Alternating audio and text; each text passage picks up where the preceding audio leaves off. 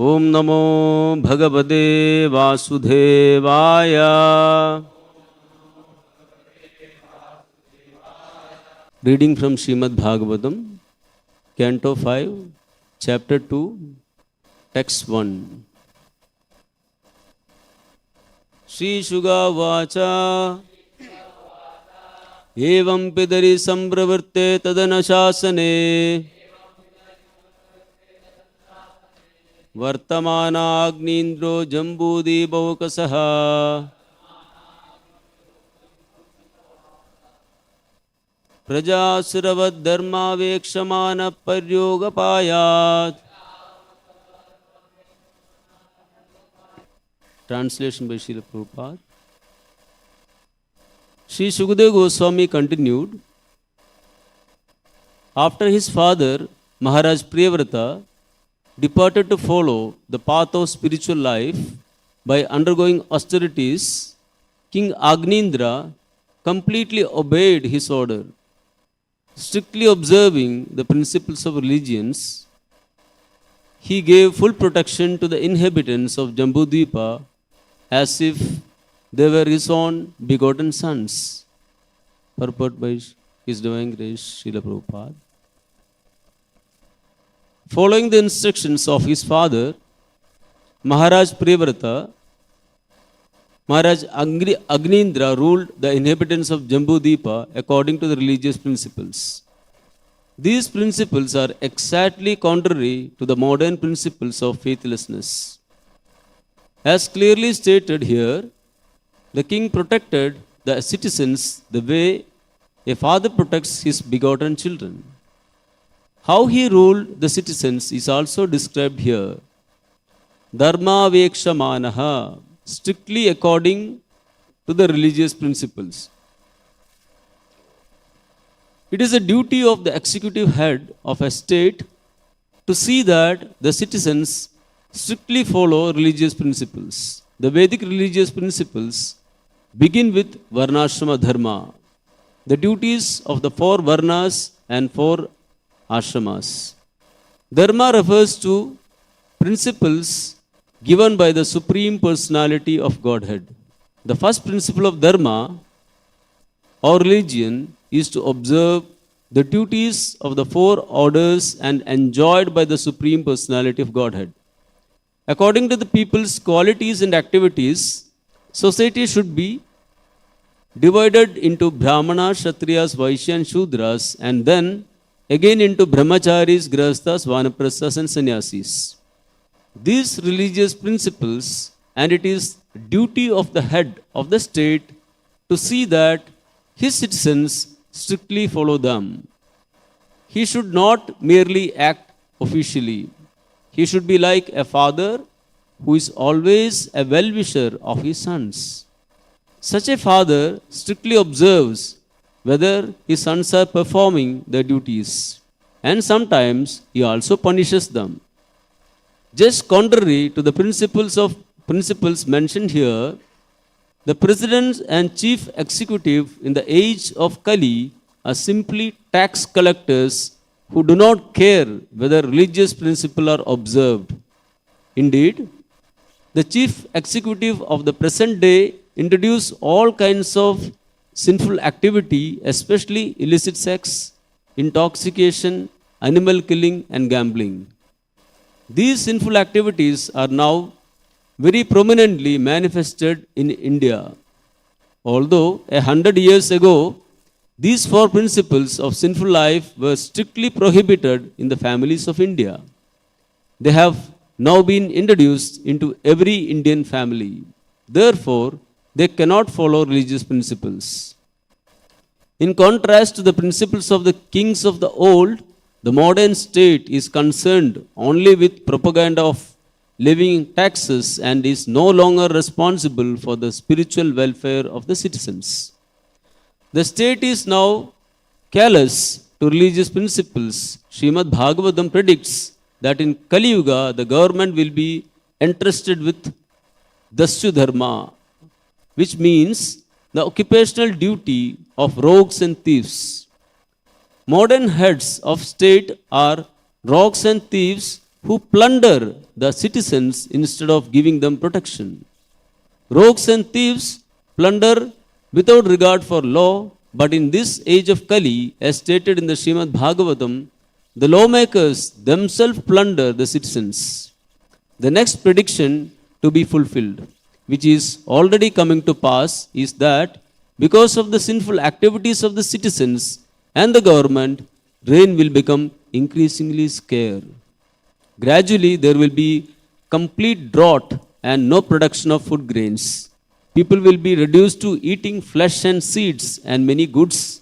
Spiritually inclined people will have to forsake for their homes because they will be too harassed by drought, taxation and famine. The Krishna consciousness movement is the only hope to save the world from such devastation.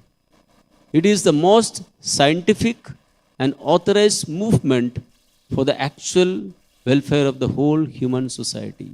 Thus in the Bhaktivedanta. Om Ajnanatimirandhasya Jnananjana Shalakaya Chakshurunmilitan Yena Tasmai Shri Gurave Namah. Namo Vishnu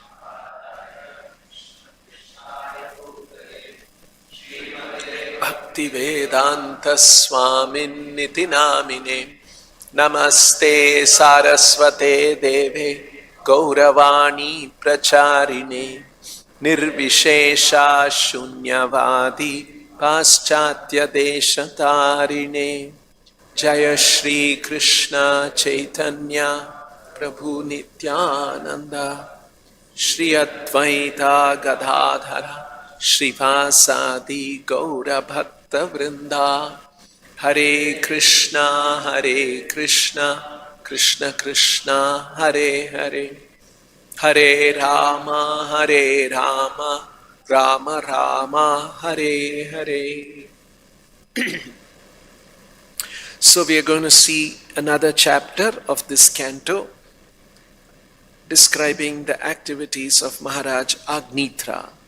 The previous chapter was called Activities of Maharaj Priyavrata, and this chapter is called the Activities of Maharaj Agnidhra. So we are seeing that Agnidhra is the son of Maharaj Priyavrata. And in today's verse, Shukadev Goswami is saying, Evam Pitari Sampravritte. Pitari, the father, referring to Priyavrata, Sampravritte, he took to spiritual life, took to the path of liberation, took to austerities at a certain point in his life, giving up his family. So, evam pitari sampravritte tad anushasane vardhamana. Vardhamana means to live by, to be situated. So, tad anushasane vardhamana. Who? Agnidhra. He was tad anushasane vardhamana, situated strictly according to the orders of his father. Tat anushasane, pitari anushasane vardhamana. He was situated. Agnidhra. And what was he doing?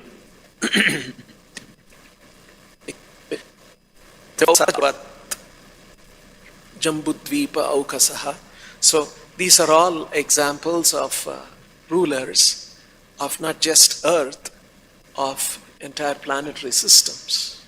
So Jambudvipa and Aukasaha and their inhabitants, they were looking after that.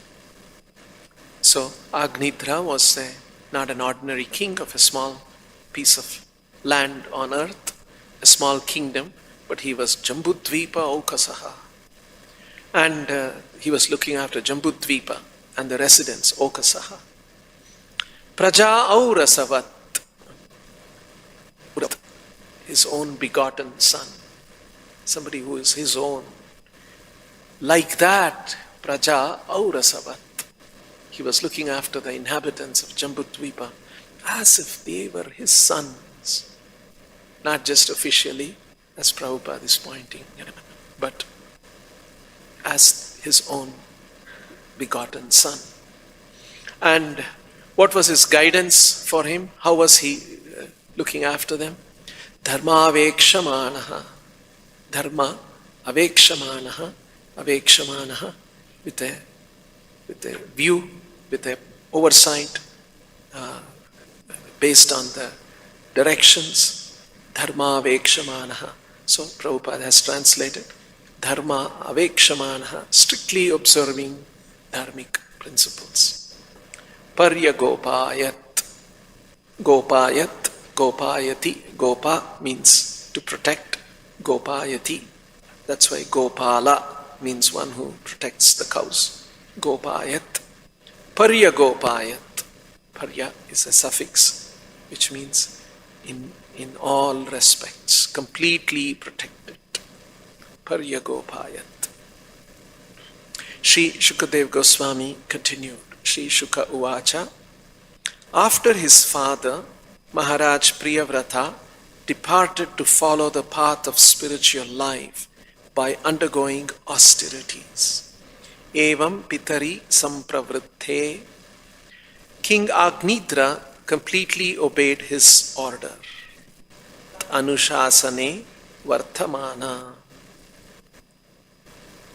Strictly observing the principles of religion, dharma avekshamanaha, he gave full protection, paryagopayat, to the inhabitants of Jambudvipa, Jambudvipaukasaha, as if they were his own begotten sons. Praja aurasavat, Jambudvipaukasaha, paryagopayat, he protected.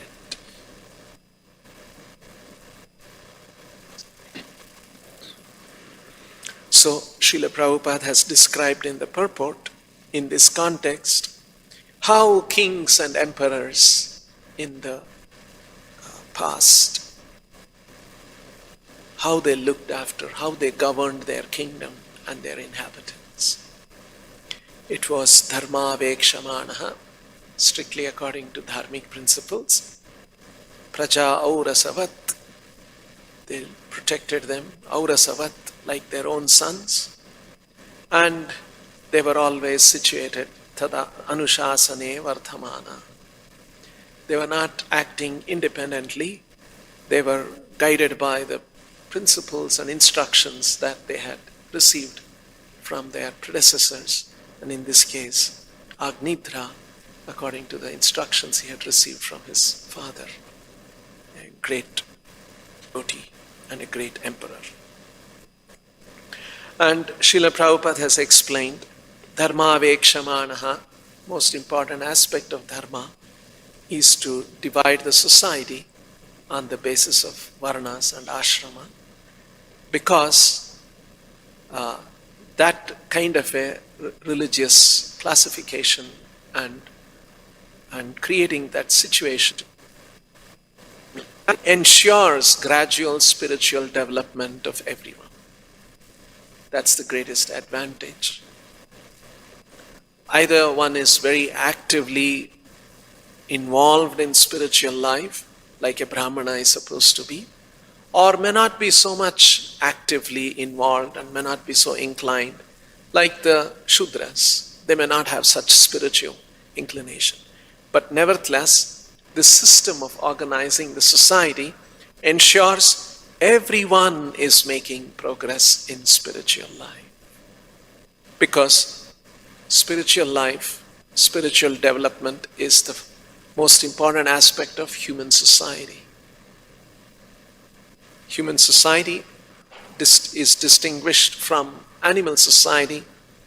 The extra thing and the special thing about human society is that we have an opportunity for making spiritual progress.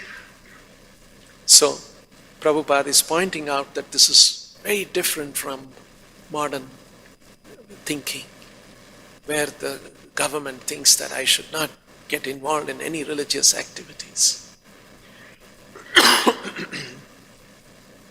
and leave freedom. People can do what they want. So Bhaktisiddhanta Saraswati Thakur points out that anyone who is educated in the Western system, anyone who is educated in English language and the Western system of education, a sense of individual freedom, a sense of individual liberty, and a sense of individual striving for finding his own path, that kind of an emphasis is there. Individual liberty is an idea from the Western education. And naturally, such principles are governing even the public policies and government, philosophy of the government in modern times. You should leave everything to individual.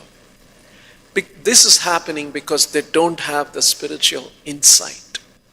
What is life? What is human life? What is this world? They lack that. So, on the other hand, kings and emperors and they were guided by Dharma Vekshamanaha. How they protected their society, their kingdom was Dharma Veksha, monitored by, overseen by spiritual principles, religious principles. And as a result, they were aurasavat, praja aurasavat. They were not just ruling officially, and as Prabhupada, simply to collect some taxes and ensure their position is protected. That's what the modern day leaders are. And unlike that, praja aurasavat, they consider that all the citizens are my own children, are my own sons. How a father feels for the children. And so he's very strict. He's very loving, he's very affectionate, and he's strict. And sometimes even punishes. Father sometimes punishes. Like this, they followed. And why they were able to do all of that? Tadanushasane varthamana. They had received such instructions from their predecessors. So, these are all very important points. Sampravritte, father at a certain point, Priyavrata, going to practice spiritual life. Tad anushasana varthamana, situated according to the order of his father. Praja aurasavat, as if they were his own begotten sons. Dharma vekshamana paryagopayat. Strictly guided by religious principles, he protected the citizens. This principle, tad anushasana varthamana, being living, being situated, being present. That's the sense of the word varthamana. Tad anushasane varthamana. This is very relevant for us also in spiritual life. How are we situated? We should also be situated tad anushasane varthamana. Of course, in our case, tad anushasane cannot refer to our parents, because most of our parents, maybe there are exceptions, most of our parents were not very spiritually enlightened, and they were also following the general mass of Kali Yuga society, having material ambitions and trying to make more money and completely in a bodily concept of life. So, but unlike Priyavrata, his Agnidhra's father, Pitari Sampravritte, actually at a certain time he was the controller, he was having so much opulence, but everything he left and took to the path of austerities for spiritual advancement. So these are very extraordinary examples, so we should be conscious of that. So Agnidhra tad anushasane vardhamana, according to the instructions of his father, who was a spiritually enlightened person. So in our case, our lives should be tadanushasane vartamana, and our life should be, we should be situated according to the instructions of our spiritual master, who is our spiritual father. That's actually the import of the statement, Guru Mukha Padma Vakya, Chittete Koriha Aikya. It's a very strong expression. The spiritual master's instructions are Chittete Koriha Aikya. I'll take it into my heart. His words, his instructions are my life and soul, and it is my everything, Mat Sarvasva. So, and being situated in that way, always under the guidance, according to the directions of the spiritual master, to be situated in that way. Our thinking, our acting, our perception, our discrimination, our acceptance and rejection of things, because in our life constantly, morning till evening, we are constantly, as human beings, we are exercising our free will in accepting some things and rejecting some things. But all of that, tadanushasane vartamana. We should be situated always according to the directions of the spiritual master. That is the position of a devotee. A spiritualist is one, tadanushasane vartamana. Guru's instructions, sadhu's instructions, and Shastra's instruction. Tadanushasane vartamana. This is very different from modern thinking. I'll figure out my own thing. I'm independent. I have the freedom to figure out. It's a very different thing. Tadanushasane vartamana. I'm always situated according to the directions of my spiritual master, my previous acharyas and the Shastra. Because I am not independent. I am Mamaivamsho Jiva Loke Jiva Bhutas Sanatana. It's a very big revelation Krishna is doing in the 15th chapter of the Bhagavad Gita. All the living entities, they are my Amsha.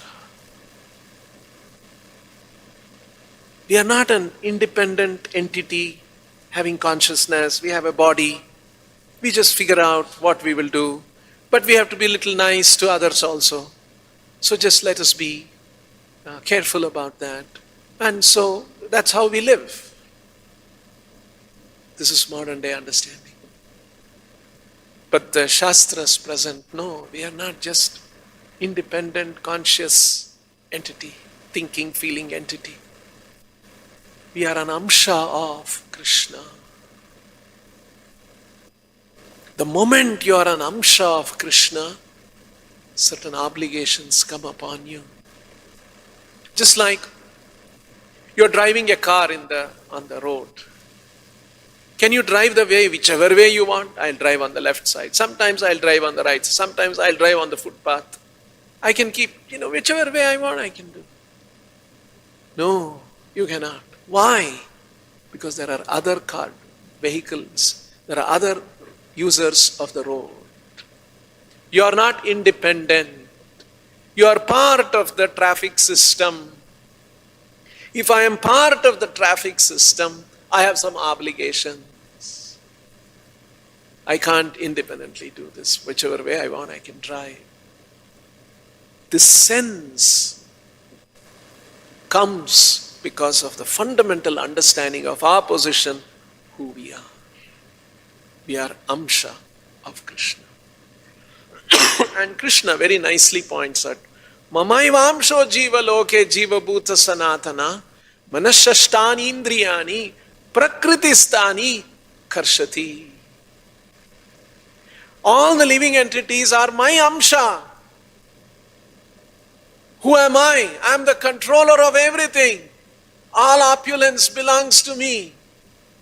I am the supreme master, supreme proprietor, and I am engaged in wonderful, joyful activities. And so my amsha, they should also be with me, enjoying my wonderful pastime. But Prakriti Sthani, they are situated in the material world. Manashashtani indriyani prakriti sthani karshati, and they are struggling. It's like a rich man saying, my son, I am so rich. I have 20-bedroom bungalow. I've got 12 cars. But I got my son who is in the streets, homeless and struggling. See the contrast? And that's what Krishna is saying. Mamai vamsho jiva loke jiva bhuta sanatana. They're all eternally my parts and parcels. Manashashtani indriyani prakriti sthani. They are in the streets. My son, he is in the street, suffering and struggling. He's not with me in my big bungalow with so many cars, so many servants, so many family, loving family members. He's not with me. So that is the import of that state. So if we are amsha, just like the different organs in our body, they are amsha, part of our whole body. And all the organs, they cannot function independently. The kidneys, can they function independently? Whenever I want, I will purify the blood. Otherwise, I won't purify them. Then we are in a sick state. The heart thinks, whenever I want, I will pump. Otherwise, I won't pump. No, heart cannot act. It has to act in coordination with the whole body and the system and the planning. Then we are healthy bodies. Moment any organ behaves independently, we'll be rushing to the hospital. That's the meaning of part. That sense that I am part and hence I have to be situated according to the directions of the spiritual master, directions of Krishna. Directions of Krishna are coming in the form of direction of the Shastra, of the acharyas, of the spiritual master. Tad anushasane varthamana. To be situated like that. So I should always be sensitive in my life. How I am thinking, how I am acting, how I am accepting things. What is driving me? Whether all of that is tad anushasane vartamana. And all the more in spiritual life, to be situated like that is a fundamental criteria for a spiritualist. Not all living entities are ready to come to that level. It's rare. Most people want, I have my own life, I have my own enjoyment. So Sharanagati is gradually come to that position. And to be guided by Krishna. We take Krishna's words very seriously. We don't take it lightly. We take Krishna's words very seriously. Sarvametad dhrutam manye yanmam vadasi Keshava. This is how Arjuna told Krishna, whatever you are saying, I'll accept that as the full truth. We accept Krishna's words as the full truth, very seriously. You see that sense? And we live by that. Tadanushasane vartamana. So to live by this. And what happened? It's this kind of principles, to live by the instructions of the acharya are so important. And very unfortunately in the Gaudiya Math there was a lot of confusion. Once in 1976, Srila Prabhupada was in Mayapur. And he got a letter from one of his godbrothers. The god brother was in a nearby mutt, Gaudiya mutt. And Srila Prabhupada read that letter and he was furious. And that god brother had written, my spiritual master Bhaktivedanta Saraswati Thakur did not appoint an acharya, and it created a huge confusion in the Gaudiya mutt. And I had to go to the court to settle the matter. And so I am making it very clear. My next acharya is my son so and so. He was appointing that, and he was writing that in the letter. Prabhupada saw that and hands were shivering. My spiritual master, he made a mistake. Bhaktivedanta Saraswati Thakur made a mistake. Didn't appoint an acharya. His hands were shivering. Prabhupada was so furious. My spiritual master spoke so many things the night before he passed away, and this important thing he missed out. Was it a mistake? It's like that. So, yes, Bhaktisiddhanta Saraswati Thakur didn't appoint. He said, you should continue the Gaudiya mission. Cooperate among yourself, and a self-effulgent acharya will emerge, and you will know. That was his instruction. And his disciples didn't follow that. And he told, for running the institution, form a governing body. And his disciples didn't follow that. They didn't form a governing body. They felt that an acharya has to be there. And they identified somebody. And they self-appointed acharya. An acharya is not appointed by oneself. An acharya is not voted by a ecclesiastical convention. Prabhupada writes that in the Chaitanya Charitamrita. An acharya is not appointed by, is not decided by hereditary conventions, that my son should become the next acharya. No, that's not the thing. Not social customary conventions, social conventions. Not by an ecclesiastical convention. Ecclesiastical convention means an institutional convention. In institutional heads, they appoint one. This is not the way an acharya is determined.